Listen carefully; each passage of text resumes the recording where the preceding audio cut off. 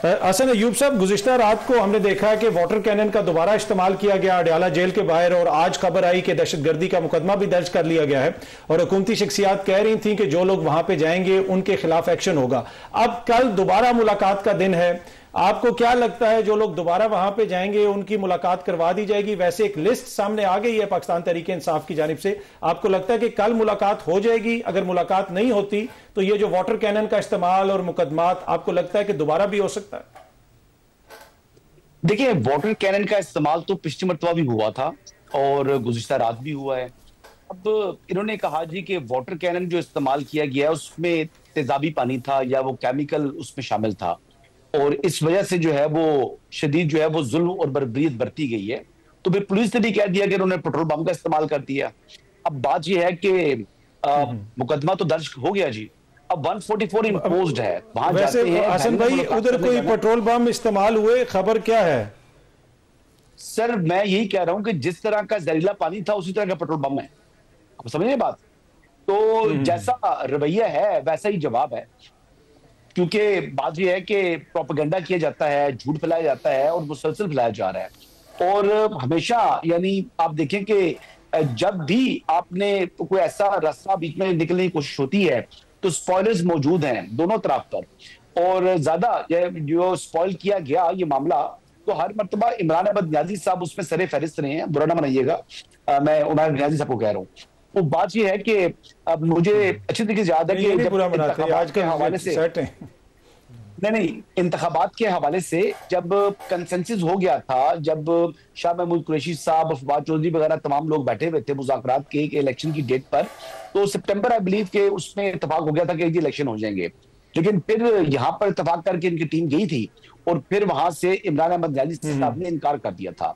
अब 25 मई को जब आ रहे थे, यानी अप्रैल में हुकूमत गई थी, तो 25 मई को एहतजाज के लिए तहरीक इंसाफ ने अपना एक लॉन्ग मार्च शुरू किया था। तो उस वक्त भी शाह महमूद कुरैशी साहब को टेलीफोन आया था और उन्होंने कोशिश की थी कि ये जो है वो तसादुम ना हो और हम ना जाएं। तो इमरान खान साहब ने प्रेस कॉन्फ्रेंस में भी कह दिया था कि झड़क दिया था उनको कि भाई नहीं, अब हमने जाना ही जाना है। अगर आपको याद हो तो बात यह है कि सियासत में जो आप एक सियासी जमात चला रहे होते हैं तो फिर आपको दूसरों की बात सुननी चाहिए, उनको वेटेज देना चाहिए, ना कि वो बात करते जाएं तो आप मुस्तरद कर दें।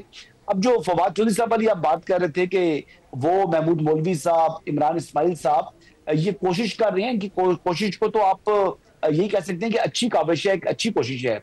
चाहे वो छोड़ चुके हों, चाहे उनका तहरीक इंसाफ से दूर दूर तक कोई ताल्लुक ना हो, लेकिन फिर भी कोई अगर मुफाहमत की बात कर रहा हो, टेम्परेचर को कूल डाउन करने की बात कर रहा हो, मुल्क को आगे बढ़ाने की बात कर रहा हो, तो उस बात को वेलकम करना चाहिए।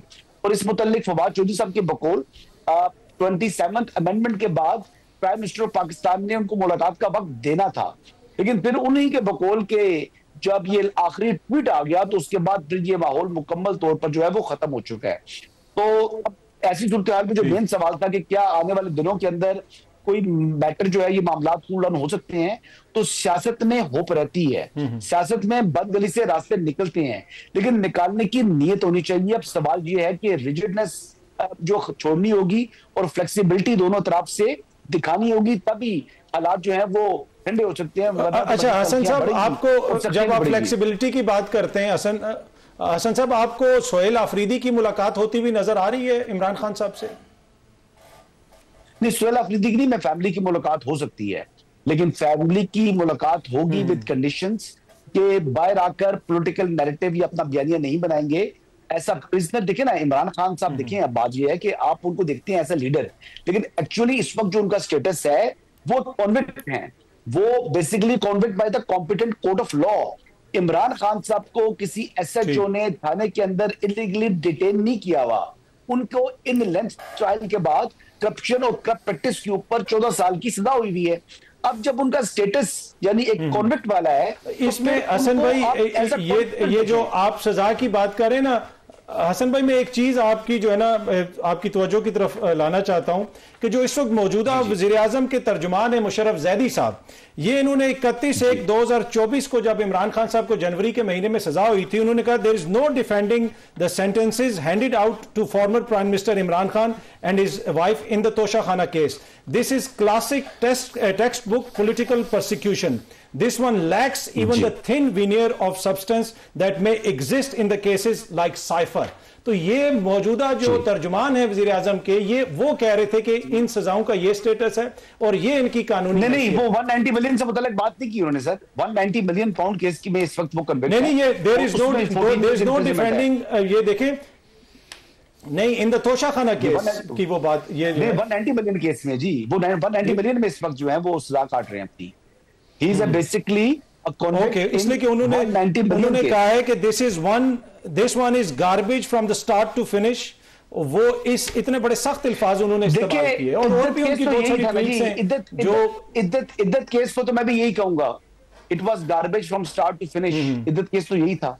हाँ जी, तो बात है, बात ये है कि 190 मिलियन पाउंड केस की अगर बात करें तो ये एक्चुअल केस है। इमरान खान साहब ने जो पैसा नेशनल एक्सचेकर में आना था, वो भी खजाने में आना था, वो पैसा उठाकर लाइबिलिटी अकाउंट में डाल दिया था मलिक रियाज साहब की। तो ये उनका काम नहीं बनता था। और फिर अलकादर ट्रस्ट की जो यूनिवर्सिटी बना के दी गई थी बुशरा बेगम को, मलिक रियाज हुसैन साहब ने, बुशरा बेगम ने आज तक एक प्राइमरी स्कूल रन नहीं किया हुआ था, तो उनको यूनिवर्सिटी को बना दी। और बिजनेसमैन अपना जुकाम भी किसी को मुफ्त नहीं देता। फिर उनके घर के साथ जुड़ी हुई सैकड़ों कनाल अराजी जो अरबों रुपए की बनती है, वो फर्ज शेहजादी के नाम बड़े टाउन से मुंतकिल होती है। उसके फर्ज भी मौजूद है, कहते हैं आपको भेज दूंगा। अच्छा हसन अयूब साहब, शफी जान साहब हो जाएं, सोहेल अफरीदी साहब हो जाएं, मीना खान अफरीदी साहब हो जाएं, आज इनके हवाले से खबर आ रही थी कि इनको इश्तिहारी करार देने की जो कार्रवाई है उसका आगाज हो गया है, कोई इश्तिहारात वगैरह भी दिए गए हैं। आपको लगता है कि चीजें उस तरफ जा रही हैं कि जहां पे सोहेल अफरीदी की हुकूमत को, तहरीक इंसाफ की हुकूमत को खैबर पख्तूनख्वा में खतरा हो सकता है?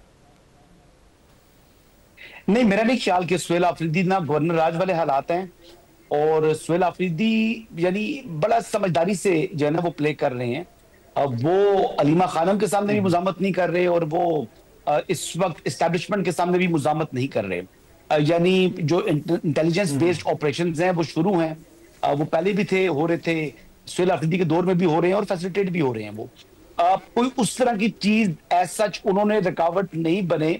आई बिलीव कि जो अफगान रेफ्यूजीज की रिपेट्रिएशन है और जो उनके कैंप्स थे, उनमें से भी काफी कैंप्स जो हैं वो उन्होंने खत्म कर दिए हैं, तमाम नहीं भी हुए तो, लेकिन उस हवाले से मेरे पास एग्जैक्ट इंफॉर्मेशन नहीं है।